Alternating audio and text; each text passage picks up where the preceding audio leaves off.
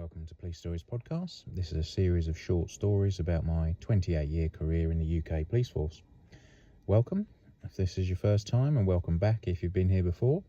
This is now episode 85, so we really are getting there now, as I think I talked about last week. Almost finished the series. Career is almost over in the podcast world. Thanks very much for the downloads this week. Very good. Really good, in fact. Again, thank you. And thanks for those that bought me a coffee as well. I had a few coffees this week, so I appreciate that.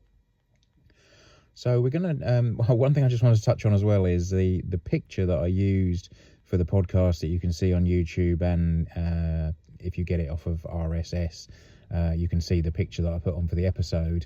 It was a green sort of cartoon frog, and... some of you may be aware, and probably most of you not, but it wasn't a random frog. That is actually called Pepe the frog. And Pepe was originally devised, I think, as a cartoon character. And I don't know why, to be honest with you, but it got picked up for some reason by right-wing types and then various others. And it actually became sort of very well used on all sorts of really unpleasant websites, but they adapted it. So it took on all different guises. So, for example, there is a Nazi version of Pepe the Frog that has, swastikas and an SS uniform. There's an incel version of Pepe the Frog. There is a Ku Klux Klan version, would you believe, who is all in white, with a white hood. And very much Pepe has been picked up by these sort of right-wing Nazi incel types and used in various guises, which is why I put him on, just to go along with the sort of incel story that I told. Had quite a bit of interest on that on YouTube, interestingly, and I wonder whether the photo actually attracted the wrong sort of people, if you know what I mean. But anyway, there we go. So yeah, I hope you enjoyed that last one. So this week it's going to be something different, and perhaps something that you wouldn't expect me to have dealt with given my role. So if you remember, at this point in my career, I was a counter-terrorist liaison officer, and I've already explained a couple of episodes ago sort of what that role entailed. But it still entailed kind of looking after various aspects of the CT world for my particular sort of policing division. And one of those things that I covered, I'm pretty sure I said, was MPs, members of Parliament, looking after their security, both their personal security and at their offices, at their home addresses, etc. Because those sorts of people, as we know, can attract definitely a lot of controversy, depending on their thoughts and views and what bills they vote for, etc. And that can change. That's quite flexible. So at the time, I was dealing with an inquiry in relation to one of the MPs I looked after, and he'd been harassed, pretty much stalked online. It started off fairly minor, but it sort of progressed into hundreds and then literally thousands of emails almost daily from this one individual to him. And it went from, freedom of speech. Of course, people say, I've got a right to contact my MP. Well, of course you have, but when you're doing it, 250 times a day, then obviously it starts to get a bit much. And it got to the point where it was just getting ridiculous. And it was edging into, what would become a criminal offence. If you look at the offence of harassment down in England, and certainly stalking in Scotland, they're similar sorts of offences, just different sort of terminology, but effectively they're a course of conduct. If you, stalking or harassment can be pretty much anything, and we normally think of it in a domestic context, so quite often it's the scenario. And again, this one surprises some people. Repeated flower sending to a partner that you've split up from, that has made it very clear, that's the end of our relationship. I don't want any more contact from you. Yet they get absolutely bombarded by gifts, cash, flowers, potentially quite nice things if they were wanted. But of course, they're unwanted. And when that has been made very clear to that person, they continue. And then again, it gets to very silly levels. That's kind of quite often what harassment and stalking can get used for, and quite often it's the form of, again, texts or emails to an ex-partner, but normally in the hundreds, and then quite often can be aggressive or threatening or violent in their nature, so that's what it's normally used for. But it fitted the bill in relation to this, this hundreds and thousands of emails and documents that were sent to this particular MP. So that was the inquiry I was dealing with. And I'd done a certain amount of work on it myself, but I needed to actually go out and visit the person in question. Now, if you think back a good few episodes now, when I first arrived in Police Scotland, I said one of the big differences between the England and Wales policing and the Scottish policing, where the laws differ slightly, is that quite often you'll see single crewed cars in England and Wales, so cops by themselves. And if they see something happen, they're able to act on it, they're able to give their own evidence, and that can go forward, and potentially, there can be a charge from what the single crewed cop says they saw. But in Scotland, that's much more difficult in that scenario, and that's why you'll never, I say never say never, of course, but have single crewed cops in Scotland, because they need this corroboration. So you might see a cop, driving to take a statement by themselves, but they'll never be actively sort of patrolling as a single cop in Scotland, because you need this corroboration. There needs to be two separate people giving evidence in relation to what's seen. So you must always have, if you remember, they called neighbours in Scotland. So I must always have a neighbour with me, and then we both give evidence that we saw, Joe Bloggs go and smash that window, and us two giving evidence is sufficient. Now, of course, that second piece of evidence come from somewhere else, as we've discussed before again. So, for example, I see it, I give it in my evidence, and then also I find CCT evidence that, shows the offence being committed as well. So there is your two forms of evidence. That's the corroboration that you need, and that's how you can go forward. But generally, cops will always be together. So coming back to my inquiry, I had to go out to this person's home address and basically get some details off them, and make it clear that the sort of route that this was taking, and that they were going to find themselves in the sort of criminal world, and looking at charges if they didn't sort of stop, basically. But I virtually always worked by myself in the role I had of that counter-terrorist role, because it was just me in that area. So I didn't really have a set neighbour. If I had an inquiry, I would generally try and find a uniformed cop, one of my friends on the teams, and say, can you just, jump in with me?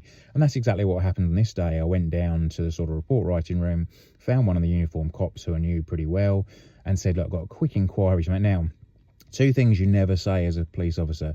Firstly, the Q word, and it pains me even to say it now, quiet. We never, ever say the quiet word. They just say the Q word in generally the emergency services, but particularly the police, because normally the second you say that word, the whole world explodes and terrible things happen. So it's, cops take a really dim view of people saying that. So you only ever use the Q word, and you generally wouldn't sit there and go, oh, it's Q tonight, isn't it? Because, bad things are going to happen. And the other thing is, you generally, you're in trouble if you say to someone, it's just a quick inquiry, it won't take long. And unfortunately, stupidly, that is exactly what I said, to my colleague, because he said, oh, I'm off duty in like an hour, and I've got something on tonight. I said, well, that's no problems, it's just a quick inquiry, it'll take like half an hour tops, then we'll be back, and that'll be it. I just need a neighbour with me, just in case this person says something incriminating.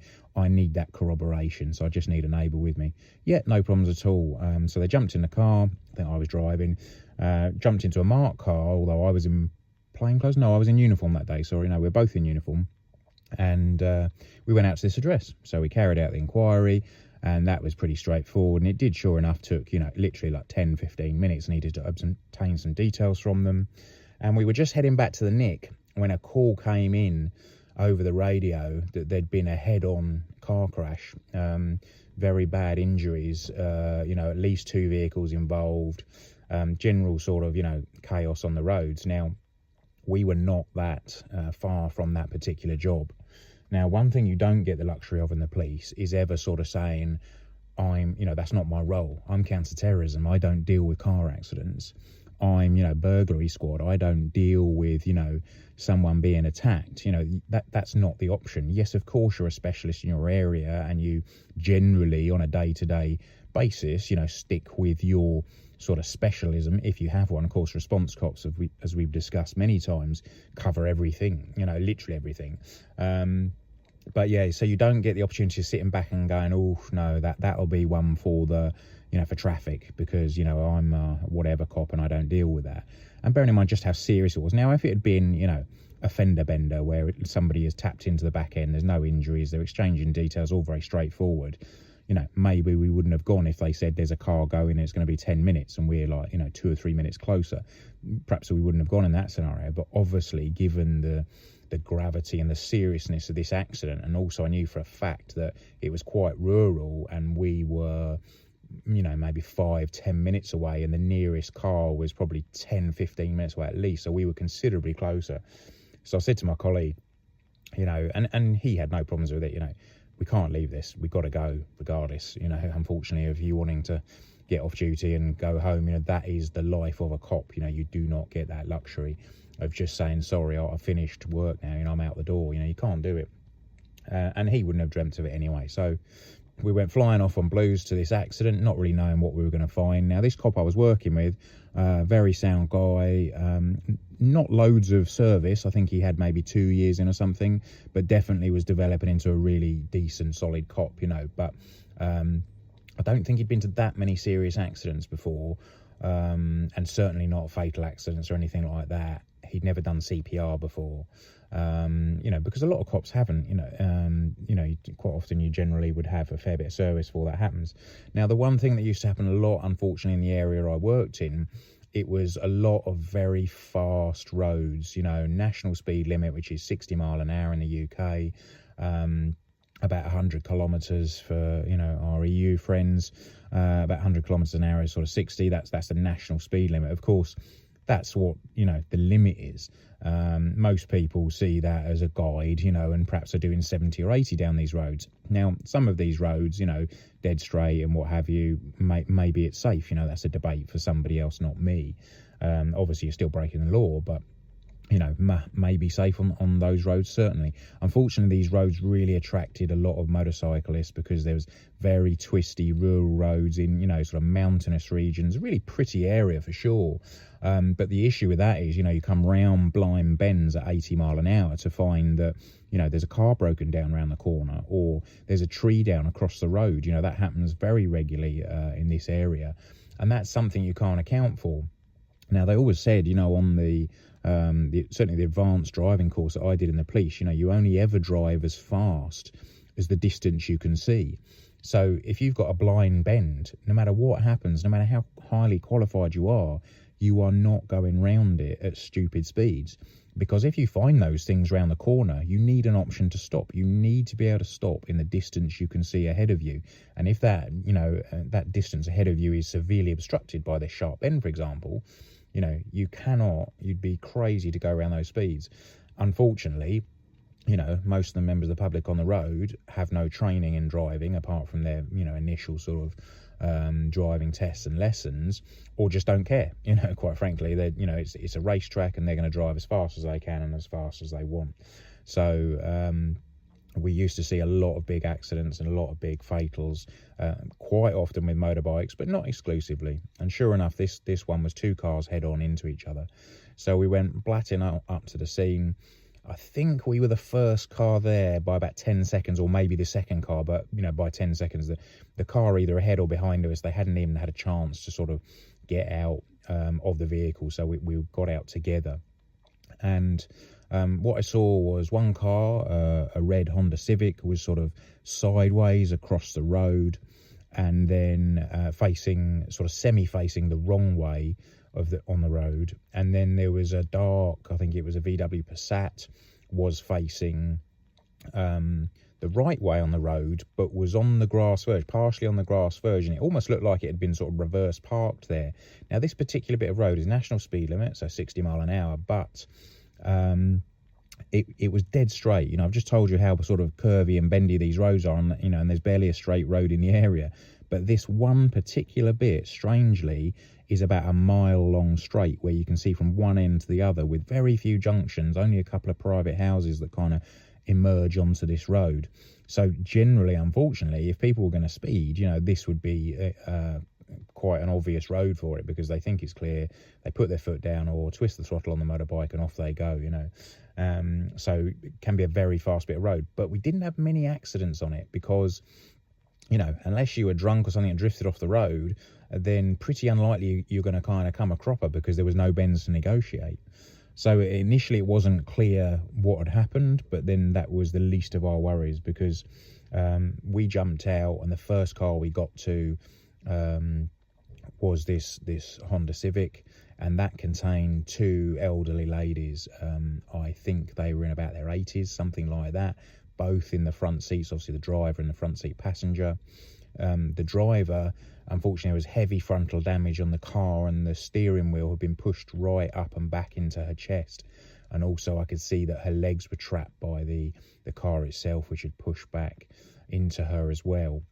I went round and I tried to find a pulse on her, and I couldn't. Now, that doesn't mean there isn't a pulse, because I can tell you that even trained doctors in a stressful situation out on the streets struggle to find pulses. They've very much gone away from it in the first aid world, because it's really easy to miss them. So you're more trying to assess on breathing, colour, things like that.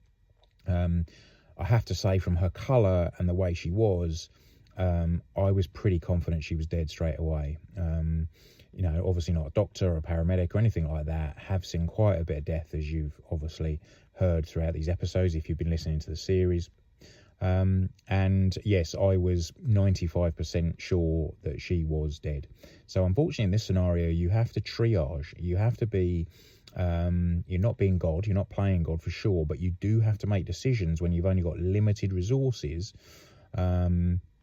who you're going to deal with first. And this comes back a little bit, unfortunately, again to Westminster Bridge, the terrorist attack that I was at. And again, obviously go back a good few episodes if you want to hear that one. You have to make hard decisions as to who you're going to deal with. Now, this female, unfortunately, the driver, I was pretty sure was beyond help. Certainly the sort of help that I could give. Maybe if I'd been, an amazing surgeon or something with my full surgical team on standby, perhaps you could have done something. But little old me with, a single plaster in my first aid kit, I was pretty confident there wasn't much I could do. So I went round to the female passenger and I shouted to my colleague that, I don't think there's anything we can do for this one. We went round to, and that definitely shocked him a bit as well. He stopped in his tracks just for a second and kind of looked at me, and it just took that second or two to sink in, bearing in mind he'd never been at anything like this before, I don't think. And certainly the other two cops that turned up as well, very young in service, probably less than a year between them. In fact, one of them, I think it was the very first accident he'd been to at all, never mind a serious one, a fatal or whatever. So it was a hell of an accident to start with. Anyway, I rushed around to the front seat passenger, another elderly female, and she was in a real bad way. She wasn't really conscious, but she was breathing. I could tell she was breathing, which is different to the driver. Now, just coming back to the driver briefly, we weren't in a position to drag her out and start CPR on her. We couldn't get her out because of how the damage was, and had pinned her legs into the car, and the steering wheel was so close to her chest. Obviously the airbags are deployed sideways, side, front, above. There's airbags all over the place in modern cars. So very difficult to even get to her. So not only could we not get her out of the car, but we almost certainly couldn't do any sort of CPR on her. And unfortunately, it was a similar position to the front seat passenger. She had the damaged front end of the car was pushed back up and trapping her legs in the vehicle. We tried to lift her legs out of the way and pull her legs out to start with, but it just wasn't happening. But she was breathing initially.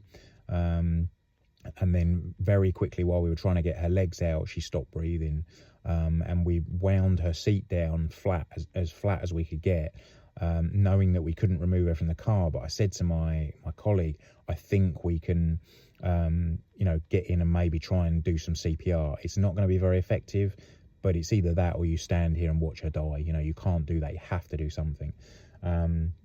So sure enough, that's what we did. We wound the seat right back. My colleague jumped in on top of her, sort of sat astride her as best he could, bearing in mind you've also got this other poor female next to him that we're pretty confident has already died.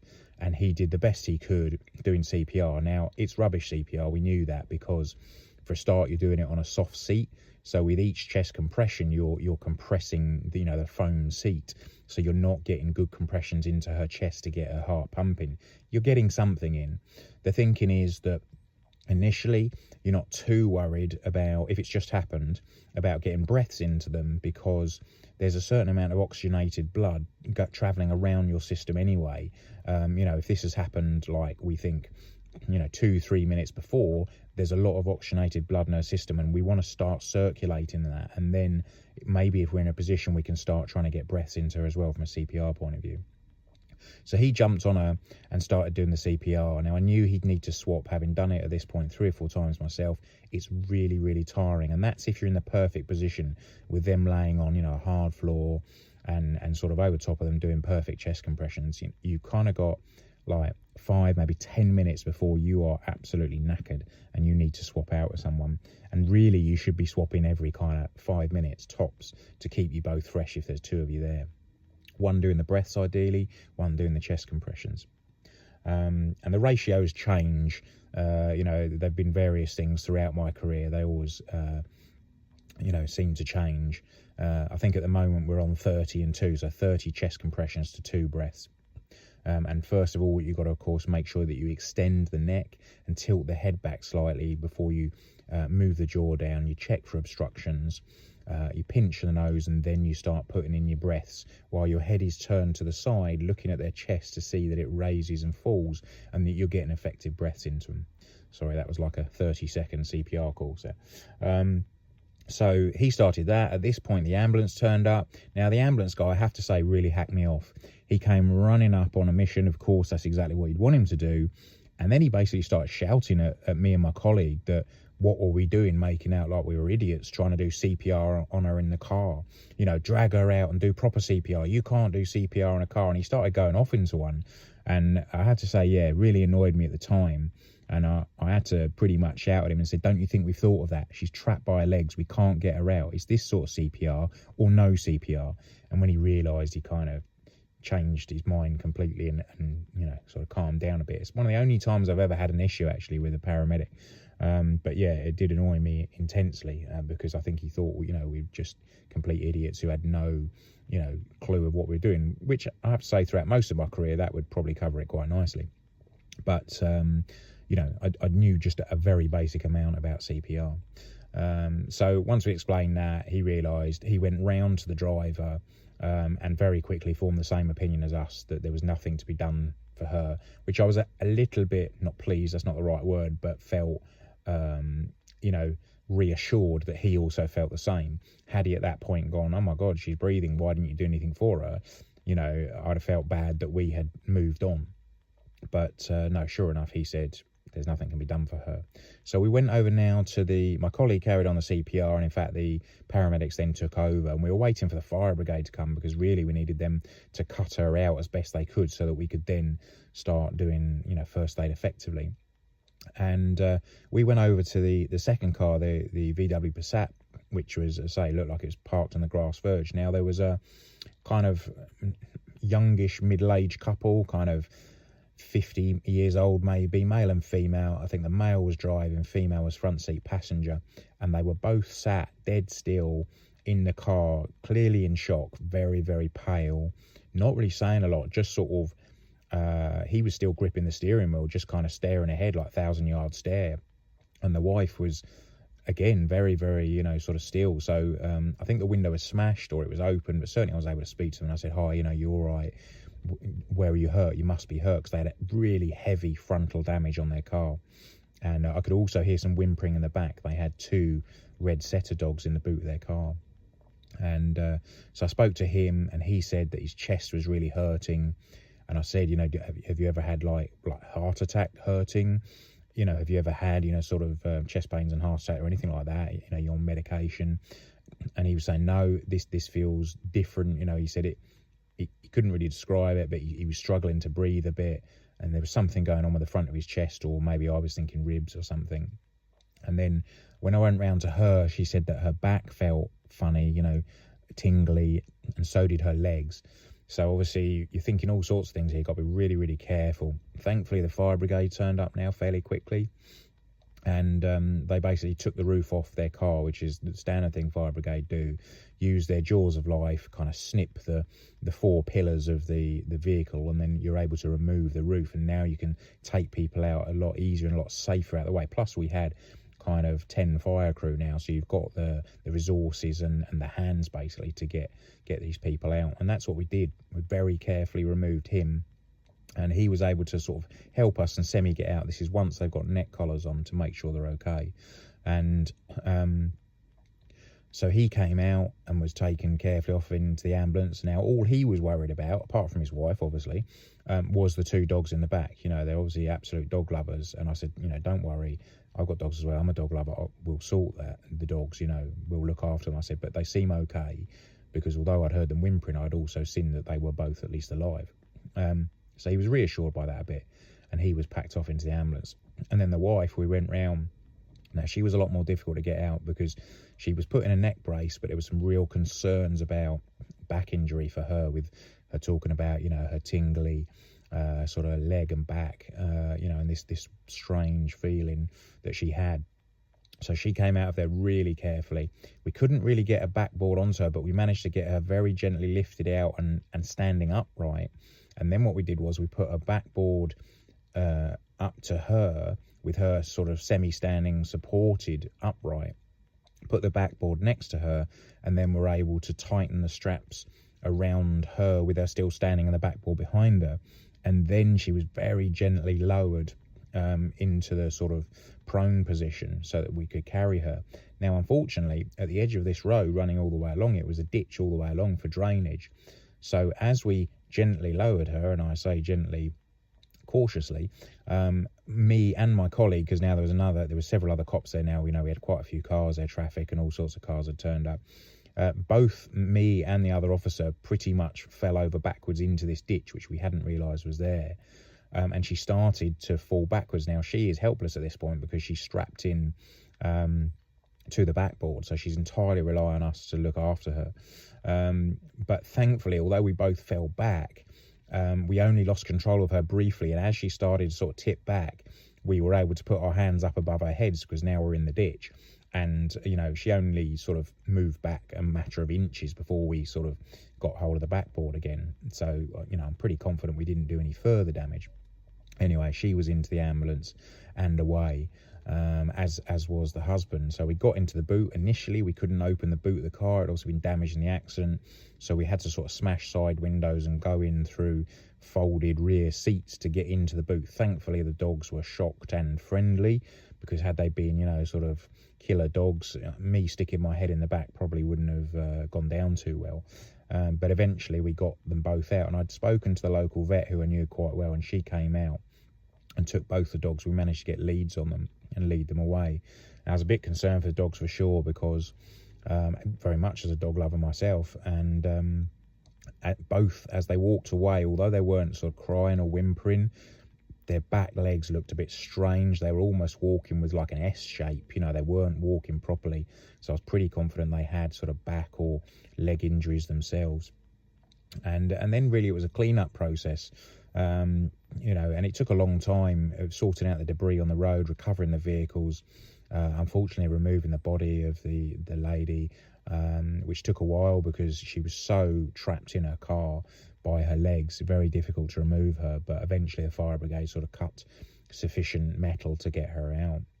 So having gone out to this, you know, pretty straightforward 10-minute inquiry, a quick job, as I stupidly said to my colleague, you know, it turned into unfortunately what ended up as being a double fatal car accident head on, because both the females, elderly females in the Civic, died. Of the VW Passat, they had the male driver had a broken sternum, so the front of his chest effectively had caved in and caused quite a few injuries, but he was able to recover okay. And his wife, the one on the backboard, she did actually have a broken spine in several places. I think she had some quite nasty damage there, but luckily there was no issues with her spinal cord, so it didn't affect her walking. And similar injuries actually on both the dogs, the red setters, they both had I think one had a broken leg and one had a broken back, but amazingly, having spoken to the vet several times about it afterwards, they also made full recoveries having had surgery. So a terrible accident, really, and it just shows that, no matter what your plans are in the police, they can change in the blink of an eye. And they still don't actually know really what happened. They think, and this is guesswork, that maybe the elderly female driver of the Civic on that great big long straight wasn't going that fast, like 50 mile an hour or something, and either had a medical episode herself, which they could never establish for sure, or fell asleep at the wheel, one of the two maybe, because the witnesses said that she'd basically just drifted across in her lane into the oncoming traffic, which was the VW Passat coming the other way. Hence them having this head-on smash. And they were both doing about 50, so you've got an impact speed of 100 mile an hour because you add the two together to get your impact speed. So it's a hell of an impact. I mean, they were lucky really that anyone walked away from it. But a very strange place to have an accident, of all the places and all these twisty, mountainous, hilly roads, the straightest, flattest bit of road that we've got in the area, and that's where it happened. But there we go. So that's that for this week. One more next week, I think, and then we'll talk about what we're going to do then, if anything. Perhaps get your thinking caps on. Perhaps think where you would like the podcast to go, if anywhere. If you want me to just be quiet and go away, not a problem, I'll do that. But there are a few options knocking around in my head, and some other news in relation to a possible book and things. But we'll talk about that next week. For now, that's it. Have a good week. Take it easy. Cheers. Bye.